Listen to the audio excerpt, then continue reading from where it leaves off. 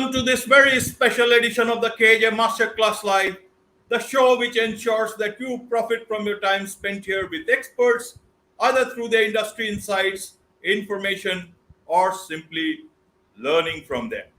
And today we have Wendi Wallace. She coaches political donors, candidates, and advocates on creating the strategic relationships they need to accomplish their goals. Welcome to the show, Wendi. Thank you very much, Ajay. It's nice to be here. Same here, Wendi. Same here, and it's a pleasure to talk to you and know more about you from the biggest democracy of the world with the largest democracy of the world. So there is so much in common to understand. So, Wendi, my first question or observation is to understand from you is you are sitting at a most important place in the world, Washington, D.C. And this is such a strategic or nice place that you can not only watch the US politics very closely, you can also watch the world politics through those from there. And nothing better than that. So from you, let us understand what exactly is the US's current political landscape now, and then within that landscape, because you got elections there, elections coming in India next year, elections happening again in Russia next year, and so many places across the globe will be watching the US. So how does that landscape, the US landscape, looks now in your eyes, and how does the world look from there to you, as per you? Help us understand 2-3 things here at the same time, so interrelated. I thought, why not put them together and let you answer at your own pace?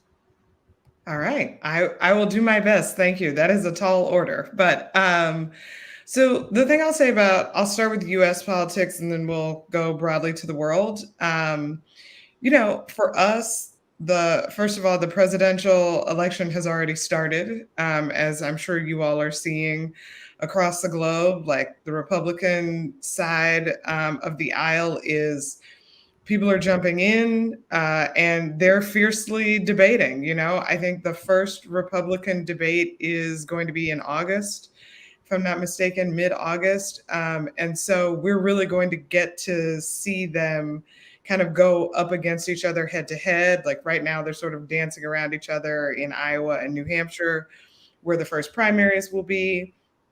But I think for us also, the Donald Trump is still a real factor. And he is leading the Republican field in spite of, indictments and threats of going to jail and all of the things that are constantly popping in the news over here. So it is really incumbent upon the other members of the Republican field to try to make themselves seen. And we're seeing a lot of different tacks. You've got Chris Christie, who is just like attack, attack, attack. Donald Trump is terrible. We need somebody else. He is constantly on offense on that. We've got some people who are hugging Trump a little closer, who don't want to aggravate his base. And so that is a real dynamic that is taking shape there. And then I think on the Democratic side with the president, we won't have a real primary. It'll just be the president and the vice president running again. And they are really trying to make sure that they are making the most of this time, particularly in the summer, so that they are out on the campaign trail. Voters are seeing them, able to interact with them. And so I think what we will see over the course of the next few months, particularly while the Republicans are sort of duking it out, is the president and the vice president showing up in ways that exude leadership, and they are able to show these are the things that we've been able to get done for the American public over our 3-ish years so far in office, right? We want to be able to say hey, we are fighting inflation. Hey, You know, the economy is coming back from the pandemic. They want to be able to show all of these things, the infrastructure bills that they've passed, and how that is creating jobs across the country. So it's a tall order. Um, and then, of course, we have the world political stage. And so while we are sort of duking it out at home, we're also having to interact globally. And I think for us, you know, that looks like we're paying a lot of attention to the situation in Russia and the situation in China. I think with the Russian elections coming up soon, we are kind of like on the edge of our seats. I'll be honest. I'm on the edge of my seat. I want to see how that's going to play out. I am always aware of the fact that, what is that saying? When America catches a cold, the rest of the world has the flu, or anyway, something like that. And I feel like that is what we saw. We saw a lot of that politically coming out of 2016. I felt like, you know, America had the flu already. So like once we elected Donald Trump, and you could see the ripple effects of that in the UK, in across Europe, like in all these other places, and even in some of the South American elections, we got these like strong men types, you know, a lot more conservative, kind of in the shadow of Donald Trump. Other people were also electing Trumpian style leaders, and so we don't want that to continue. And I think we're starting to pull out of that a little bit, but hopefully we can make that turn continue by reelecting President Biden, and then hopefully others will follow suit. Right, right, Wendy. You watch politics very closely. You coach a lot of political donors. So that's, you control the purse strings in a way, you know, to that. So we'll come to that. But to understand from you, we say in international politics is that in politics itself, that a week is a long time in politics. Here, the elections are happening 4 years later. What are the issues now, especially, you know, a lot of people, young people who would be looking at the elections? Will the same issues 4 years back be the same that will work? Are the issues differently? Are the politicians looking to target young people differently? Some states have banned TikTok, but Mhm. if I understand, they have also hired some influencers to reach this young generation through TikTok at the same time. So I don't know, you'll be knowing better. I read it some time back. I don't know if it's still working or if that is fully true, but that's one news I read some time back. Amidst all these things, so how do you get these youngsters involved in the politics of today? A lot of these people who are candidates or who are participants or in the political process are people who are a bit older, and they have to target the younger generation. Last time we were talking about Generation Z. Now we are also adding one more generation, which they will not be voting or doing anything, but it's the alpha generation, you know. And so, but they would certainly be hearing it about a lot from their parents, and who knows, some of them are quite vocal enough to influence their parents, because parents will be looking at their future in the coming days. How does this, the battle or the understanding between or calibration of understanding between the young and the old looks like in the world of today? That's a great question. I will just say I am a firm believer, and have been for a very long time, that you cannot make voters conform to you. You have to go to where they are, right? You have to meet people where they are. So if I am communicating on Facebook or Twitter and young people are not there, they're not seeing my message. So it doesn't matter how relevant it is to them or how good it would be for them, they're not hearing it. And so I believe that that means we have to take the message to TikTok.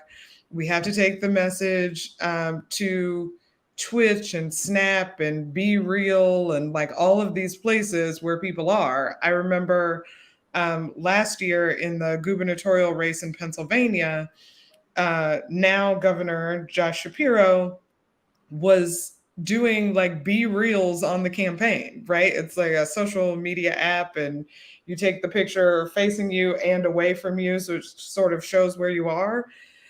People picked up on that. Like, he has college age daughters who were like, Dad, you got to get on Be Real. Like, if you're not, if you're not being real, then like no one's going to see you. And it was true. And it really had an impact. I think the other piece is we know that the generation Gen Z is using TikTok as news. They Google things on, they search for answers on TikTok.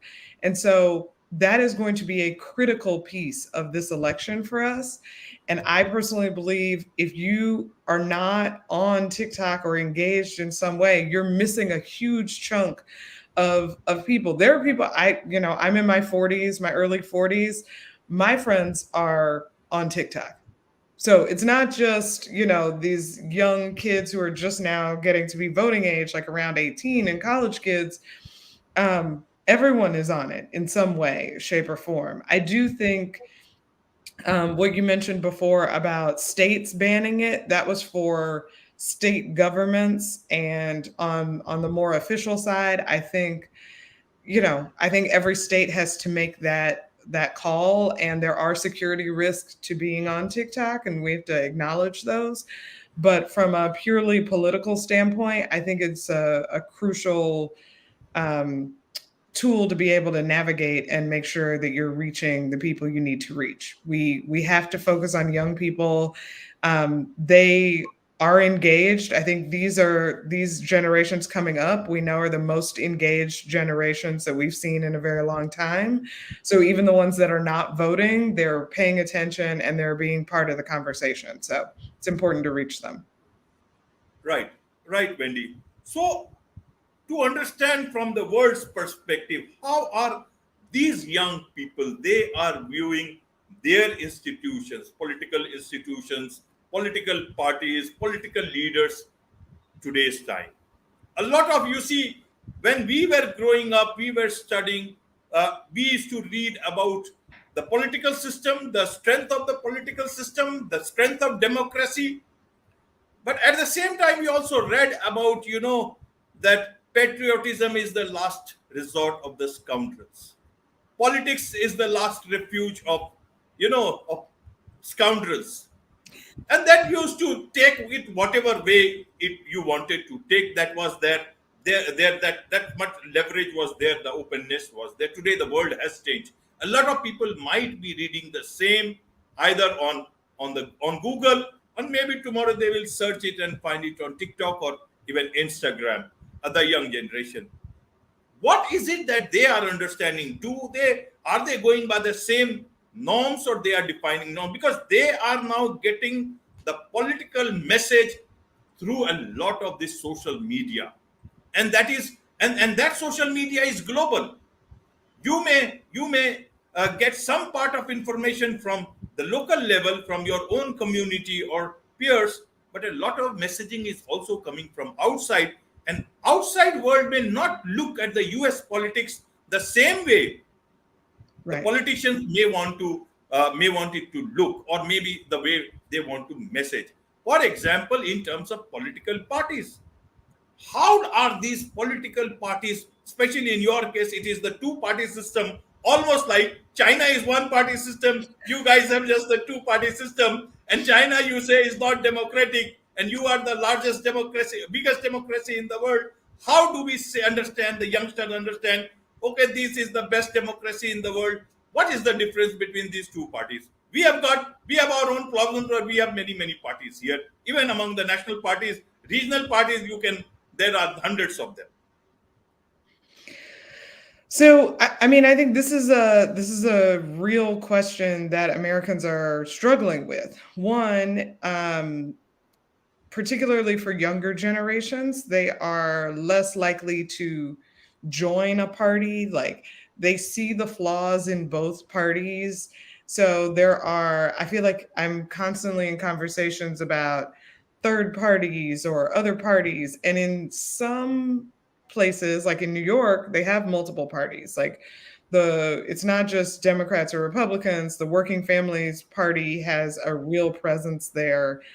And in California, they have multiple parties. If you look at a California ballot, which trust me is like a real endeavor because they're like 30 pages long.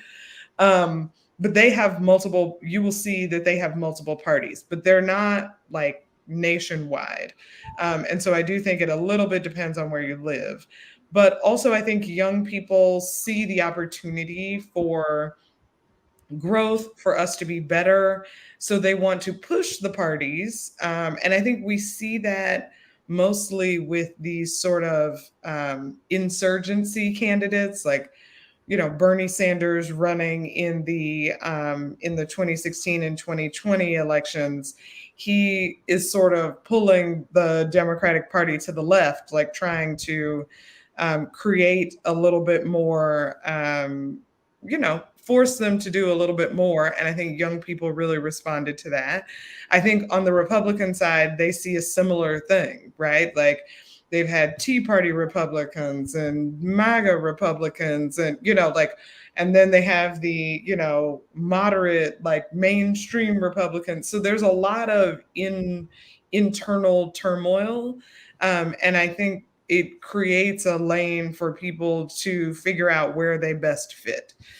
The other thing I will say is, I was like, that was a lot of questions. The other thing I will say is, young people right now are in a moment where it has been not only in their best interest to be very engaged, but it has been sort of cool to be engaged for the past few years. I think some of that we have the 45th president, Donald Trump, to thank for that. He really energized people, I feel like, on both sides, for and against. But we've seen that energy sort of sustain over time. Young people showing up at all levels of the ballot, getting invested, whether they were running for office or supporting people who were running for office. And so I also think, to your point about like, some of the people who are running being a little bit older, I think their ideas and their the way in which they approach the world is just a little bit different.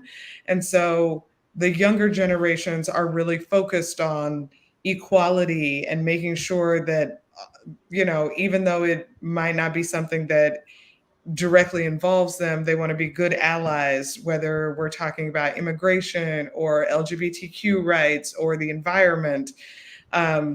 These are things that they care deeply about, and have sort of grown up with in a way that older generations did not. And so they're more willing and frankly able, given the internet, to make their voices heard, and they're doing that.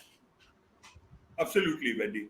Now, how do you get them involved? This is a challenge, I think, globally. The type of messaging that they are getting from political system across the world, if I understand, whether it's any type of system, whether democratic or even any other form of system that we see across the world, is that the messaging is that the politicians will not solve their problems. The political system is not solving their problems. You see it in the US, even you see it in Russia. People are getting different messages. And so, what is it that but young people want to get involved in positive politics, like they do have in college. A lot of politics is positive. A lot of times it is not. But you were part of student politics. You understand that. For a friend, you were part of that whole thing. Later on, that gave you a lot of learning, and now you are watching politics so closely. In that sense, how can the young generation get interested or be engaged in politics? But that is the positive part of it, and not let this cynicism of politics, wherever it is, the US, Russia, even in India, people generally may want to be part of politics only when they are into political ways, when they are a politician themselves. But generally, people tend to shy away. It's not for us, or it's not a good thing. How can one do that? You feel that politics is also personal. So why do you feel so? And how can you be into politics or engaged into politics as a common person in a positive manner, in spite of all the negative things that you hear around it?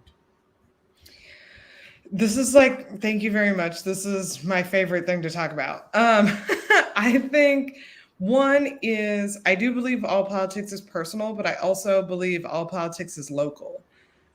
Here in the US, I feel like we have a tendency to get really swept up in presidential years and presidential races or Senate races.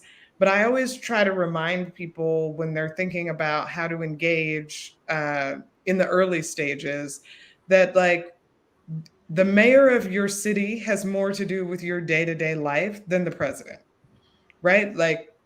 We need the president, but we also need strong mayors, strong city council members.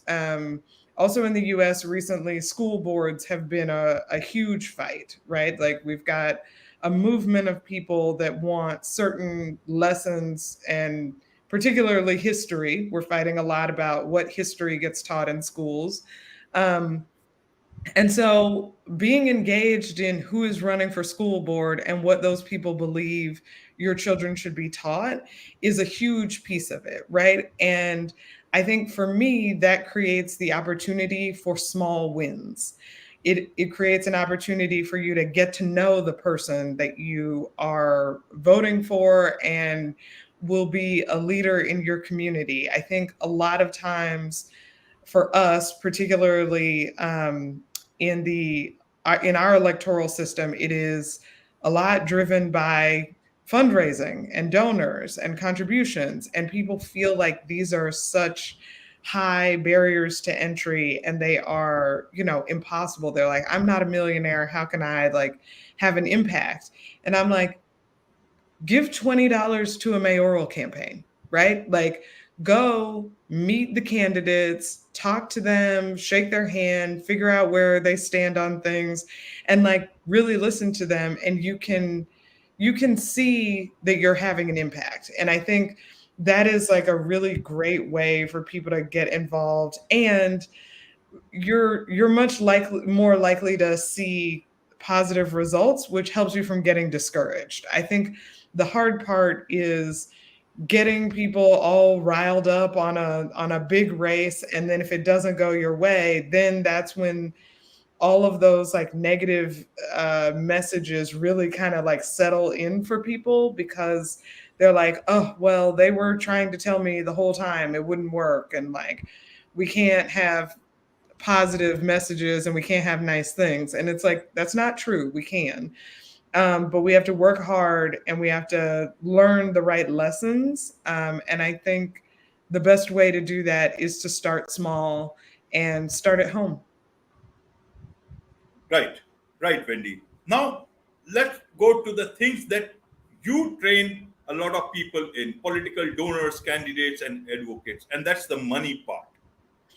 A lot of people donate money for political campaign, either be it the bigger guys, the middle guys, and also you get my point. The middle guys as well as the smaller guys who are trying to get into understand this whole system. They all come to you. What is it that they want? Because we understand that money is the biggest power in politics and it controls. And most of the time, during elections, the messaging is something else. And after elections, it is something else. Either some people, a lot of people talk about it is the military industrial complex, if I'm putting it right, or it's something else. And the whole politics of the US shifts to the foreign land. And the internal issues become. And a lot of people accuse it almost that US is more interested in outside politics. Sometimes, even one of your former presidents said that the US is one of the nations, it's almost like warmongering. I'm not exactly quoting it, almost like a nation which is a warmonger, which has gone into other places and all. If I understand Mr. Jimmy Carter. So, looking in that aspect, what is these donors want? Is it that they want to be part of that power? Don't they understand that they are trying to buy their seat next to the power? Or is it that they actually want to contribute to the political system? Does the political system money from donations like this? What do you see positive in it? How do you see this part of things? How do you tell the candidates or anybody else about the influence of money into politics? Because today's money is going to influence the future of your children if the politics is not clean.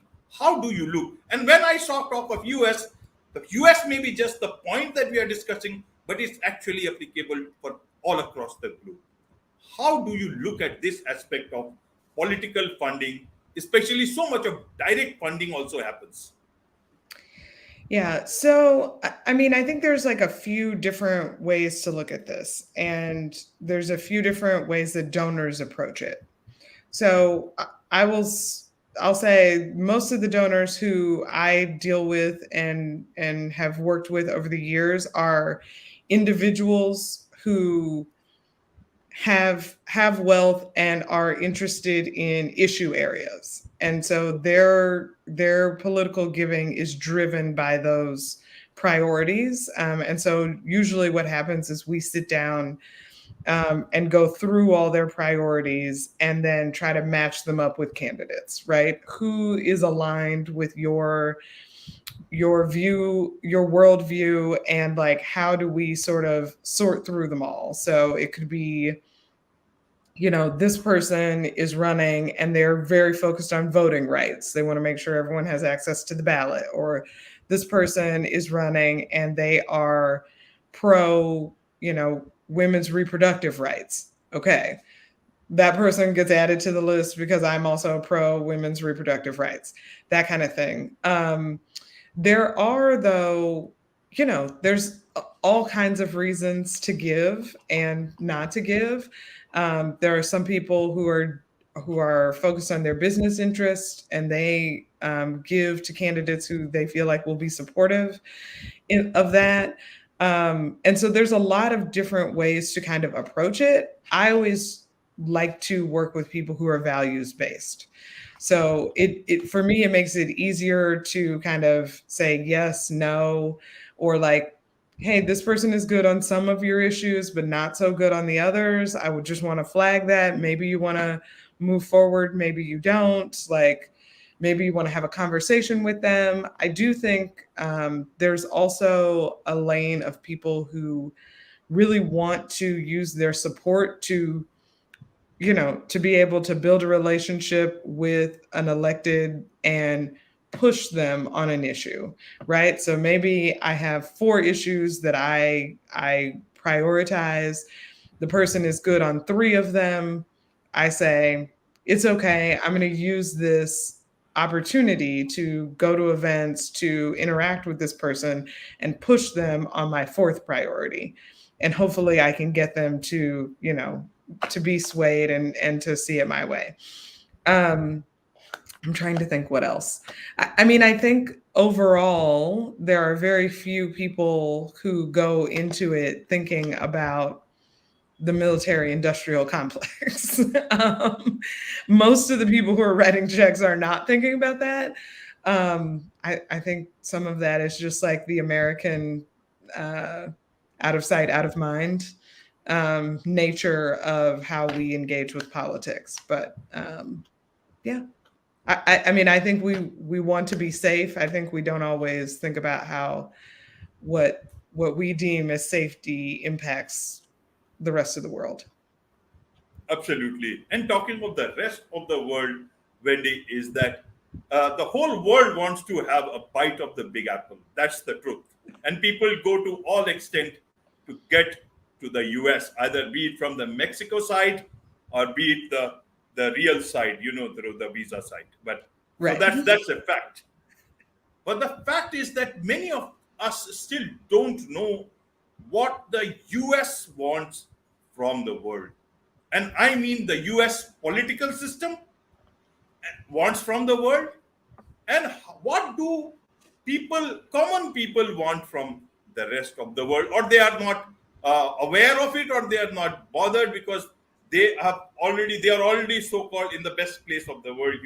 If we can say it, a lot of people think that the biggest democracy or the large is also a land of plenty, with whatever challenges it is. So, how would you like to explain that? And when you say, when American presidents, they say, let's make America great again, or let's defend democracy, those Hollywood movies and everything, what is it that America's political system defends most? Is it about democracy? Is it the American way of life? Or is it about the sole power in this world? What is it that it defends, or it works all the time to defend for? Or it can sometimes get very confusing even to the people who are following politics closely. How do you help us understand this part of the mindset from the Capitol Hill, from the district capital, or from the streets of anywhere in the United States of America? Yeah, I mean, I will say I think this is a very confusing point. I think the American political system has not figured out what it wants from the rest of the world in this lane. We have, we have a very complicated history as it relates to immigration, and frankly, for me, the "Make America Great Again" slogan raises a lot of questions of when exactly was America great? What exactly are you trying to go back to? I am, I'm living in 2023, and that's been the best time possible to be a Black person in the US. So like going backwards isn't a priority for me. I would not like to do that. And I think we have a lot of struggles around immigration. We, have this the best movie version of it, as you were mentioning, is like the Statue of Liberty, bring us your poor, bring us your like downtrodden, like people all are welcome. But I think, as we all know, that's never really been a policy that has like actually been enacted. So we have been struggling with this need to show the world like how great we are and say like we're the best country in the world, like we're number one, like all of those things. But that comes at a cost, and when you show that to the world, people are going to want to come here. And there are also a lot of, the stories of the American dream of someone who comes here with basically nothing and is able to build a life for themselves and their family. And like, those are stories we also champion. But then when people say they want to come, we're like, oh, hold on, like, hold up. And so I think it is something that we as a nation really struggle with, because we do, it's like we want people to come, but we only want certain people to come, and we don't know for how long, and we're not entirely sure what the process should be. So we're always fighting over that. And so it's a real struggle for us to I don't know, to have that identity as a nation. Um, and I don't really know the path forward. I don't know that we will settle it. I hope we will, and I really want us to be able to be better in that way. But it's complicated, and I think it's also there is a scarcity mindset to it. I think that is why these narratives that come up in elections around immigration get people riled up, like your average everyday person who this really does not impact their life. Like, I was talking to a friend who was in, I think, Kentucky, and the state legislature was like, we need to pass, a law about immigration. And I'm like, who are you scared of? Tennessee? Like, there's no one coming there. Like, they're not a border state. It's not like somebody could like cross the border and they're like, I live here now. Like, this really doesn't have anything to do with your borders. So like, why are you? They wanted to pass like a law on border security. It's like, why? So I think there is like a fear that immigrants from anywhere across the world would want to come here, and they would somehow make it like Americans had less opportunity, which is just not a real thing. But it is a narrative that has taken root, particularly on the right. And, people operate out of fear. And so they're scared. And so they're like, I don't want that. So, yeah, it is something that we're struggling with even internally. Right. These are the questions, I guess, as we move forward, whether, as I said, the elections in 2024, with so many elections coming up all across the globe, the questions is not what politicians or politics want you to understand, but the bigger question is whether, as a citizen, you are keeping your light of intellect alive or not, because that is the only thing that is going to keep the path lighted for you to walk forward. Rest, I don't see anywhere any system is fully capable without anybody's participation to actually show you the way.